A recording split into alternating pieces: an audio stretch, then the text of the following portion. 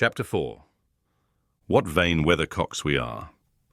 I, who had determined to hold myself independent of all social intercourse, and thanked my stars that at length I had lighted on a spot where it was next to impracticable. I, weak wretch, after maintaining till dusk a struggle with low spirits and solitude, was finally compelled to strike my colours. And under pretence of gaining information concerning the necessities of my establishment, I desired Mrs. Dean, when she brought in supper, to sit down while I ate it, hoping sincerely she would prove a regular gossip, and either rouse me to animation or lull me to sleep by her talk. "You have lived here a considerable time," I commenced. "Did you not say 16 years?" 18, sir. I came when the mistress was married to wait on her. After she died, the master retained me for his housekeeper." "Indeed." There ensued a pause. She was not a gossip, I feared, and less about her own affairs, and those could hardly interest me. However, having studied for an interval, with a fist on either knee, and a cloud of meditation over her ruddy countenance, she ejaculated, "Ah, times are greatly changed since then." "Yes," I remarked. "You've seen a good many alterations, I suppose." "I have, and troubles too," she said. "Oh, I'll turn the talk on my landlord's family," I thought to myself. "A good subject to start.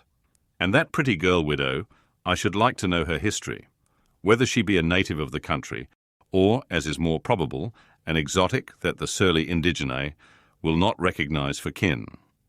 With this intention, I asked Mrs. Dean why Heathcliff let Thrushcross Grange, and preferred living in a situation and residence so much inferior. "Is he not rich enough to keep the estate in good order?" I inquired. "Rich, sir," she returned.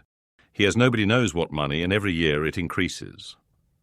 Yes, he's rich enough to live in a finer house than this, but he's very near, close-handed, and if he had meant to flit to Thrushcross Grange, as soon as he heard of a good tenant, he could not have borne to miss the chance of getting a few hundreds more. It is strange people should be so greedy, when they are alone in the world. "He had a son, it seems." "Yes, he had one. He is dead." "And that young lady, Mrs. Heathcliff, is his widow?" "Yes." "Where did she come from originally?" "Why, sir, she is my late master's daughter. Catherine Linton was her maiden name. I nursed her, poor thing. I did wish Mr. Heathcliff would remove here, and then we might have been together again." "What, Catherine Linton?" I exclaimed, astonished, but a minute's reflection convinced me it was not my ghostly Catherine. "Then," I continued, "my predecessor's name was Linton?" "It was." "And who is that Earnshaw, Hareton Earnshaw, who lives with Mr. Heathcliff? Are they relations?" "No. He is the late Mrs. Linton's nephew." "The young lady's cousin, then?" "Yes, and her husband was her cousin also, one on the mother's, the other on the father's side. Heathcliff married Mr. Linton's sister." "I see the house at Wuthering Heights has Earnshaw carved over the front door. Are they an old family?" "Very old, sir, and Hareton is the last of them, as our Miss Cathy is of us. I mean, of the Lintons. Have you been to Wuthering Heights? I beg pardon for asking, but I should like to hear how she is." "Mrs. Heathcliff? She looked very well and very handsome, yet I think not very happy." "Oh, dear, I don't wonder. And how did you like the master?" "A rough fellow, rather. Mrs. Dean? Is not that his character? Rough as a saw-edge, and hard as whinstone. The less you meddle with him, the better. He must have had some ups and downs in life to make him such a churl. Do you know anything of his history?" "It's a cuckoo's, sir. I know all about it, except where he was born, and who were his parents, and how he got his money at first. And Hareton has been cast out like an unfledged dunnock. The unfortunate lad is the only one in all this parish that does not guess how he has been cheated. Well, Mrs. Dean, it will be a charitable deed to tell me something of my neighbours. I feel I shall not rest if I go to bed, so be good enough to sit and chat an hour." "Oh, certainly, sir. I'll just fetch a little sewing, and then I'll sit as long as you please. But you've caught cold. I saw you shivering, and you must have some gruel to drive it out." The worthy woman bustled off, and I crouched nearer the fire. My head felt hot, and the rest of me chill. Moreover, I was excited, almost to a pitch of foolishness, through my nerves and brain. This caused me to feel not uncomfortable, but rather fearful, as I am still, of serious effects from the incidents of today and yesterday. She returned presently, bringing a smoking basin and a basket of work, and having placed the former on the hob, drew in her seat, evidently pleased to find me so companionable. Before I came to live here, she commenced, waiting no farther invitation to her story. I was almost always at Wuthering Heights, because my mother had nursed Mr. Hindley Earnshaw, that was Hareton's father, and I got used to playing with the children. I ran errands too, and helped to make hay, and hung about the farm ready for anything that anybody would set me to. One fine summer morning, it was the beginning of harvest, I remember, Mr. Earnshaw, the old master, came downstairs, dressed for a journey, and after he had told Joseph what was to be done during the day, he turned to Hindley and Cathy and me, for I sat eating my porridge with them, and he said, speaking to his son, "Now, my bonny man, I'm going to Liverpool today. What shall I bring you? You may choose what you like, only let it be little, for I shall walk there and back. 60 miles each way. That is a long spell."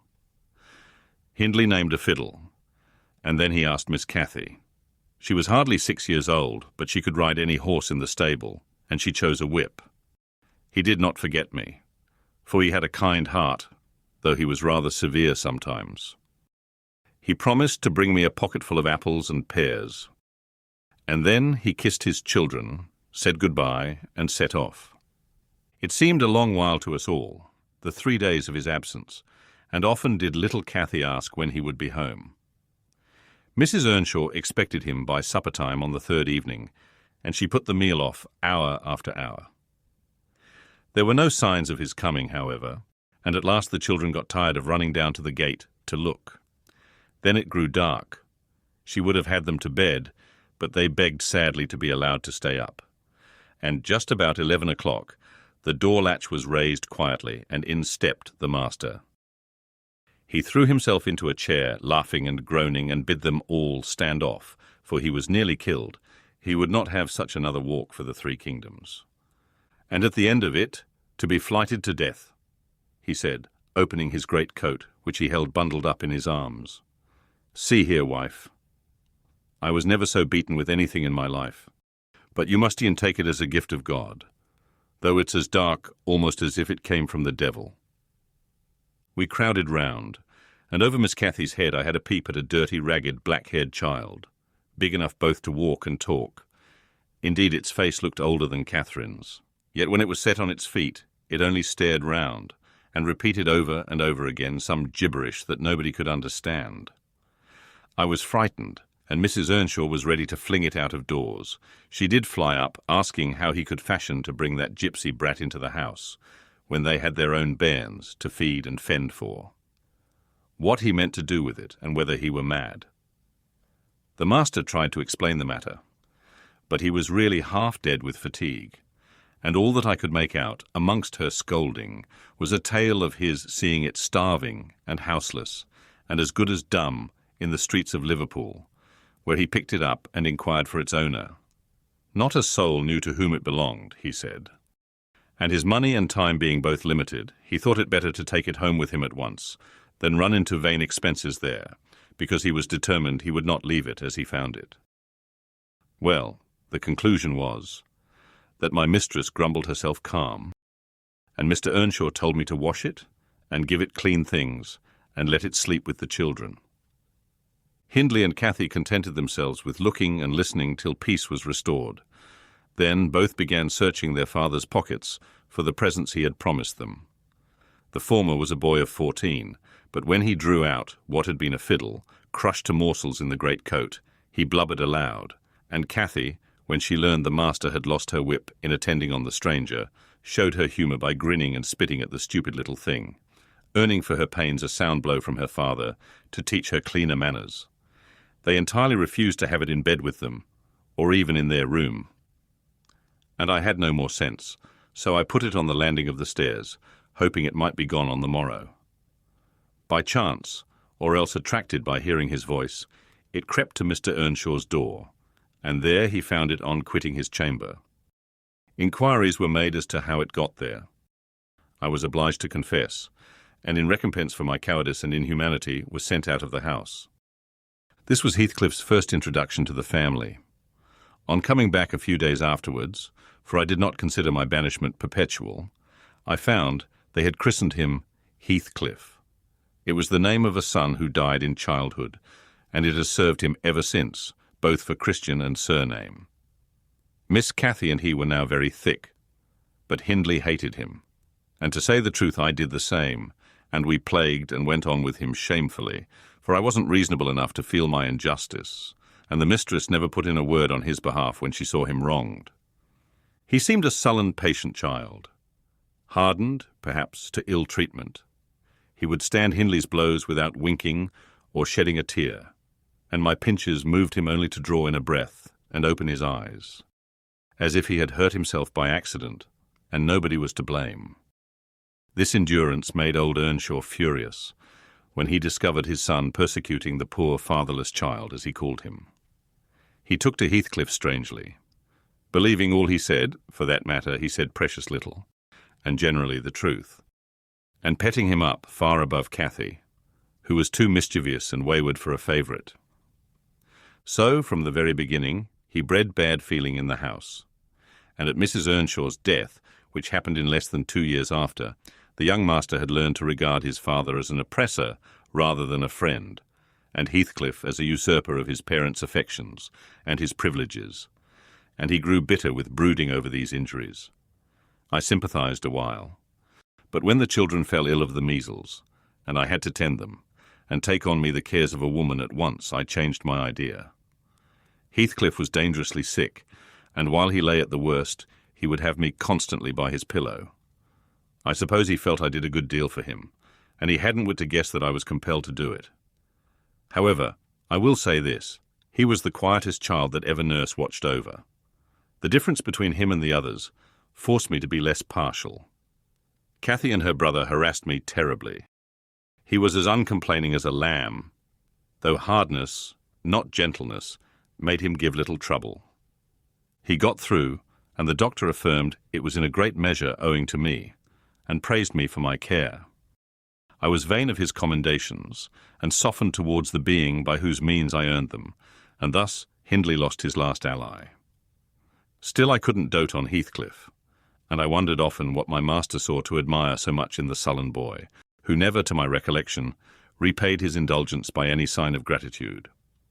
He was not insolent to his benefactor, he was simply insensible, though knowing perfectly the hold he had on his heart, and conscious he had only to speak, and all the house would be obliged to bend to his wishes. As an instance, I remember Mr. Earnshaw once bought a couple of colts at the parish fair, and gave the lads each one. Heathcliff took the handsomest, but it soon fell lame, and when he discovered it, he said to Hindley, "You must exchange horses with me. I don't like mine.